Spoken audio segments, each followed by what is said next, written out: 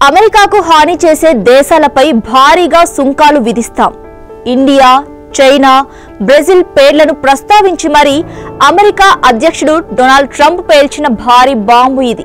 గతంలో ఎన్నడూ లేని విధంగా సంప్రదాయానికి భిన్నంగా డెమోక్రటిక్ పార్టీని పక్కన పెట్టి మరి భారతీయ ఓటర్లు ఈ ఎన్నికల్లో రిపబ్లికన్ పార్టీకి ఓటు వేసి ట్రంప్ గెలుపులో కీలక పాత్ర పోషించారు.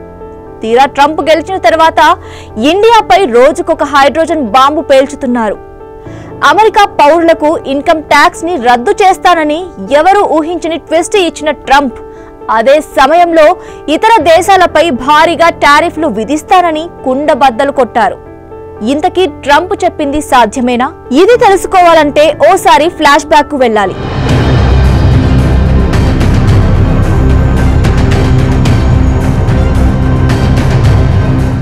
(1870 - 1913) మధ్యకాలం అమెరికా చరిత్రలో ఓ గోల్డెన్ ఎరా. డొనాల్డ్ ట్రంప్ ఇప్పుడు అవే రోజులకు అమెరికా తిరిగి వెళ్లాలని కోరుకుంటున్నారు. అందుకే నాటి ఆర్థిక విధానాలనే మళ్లీ ప్రవేశపెడతానని చెబుతున్నారు.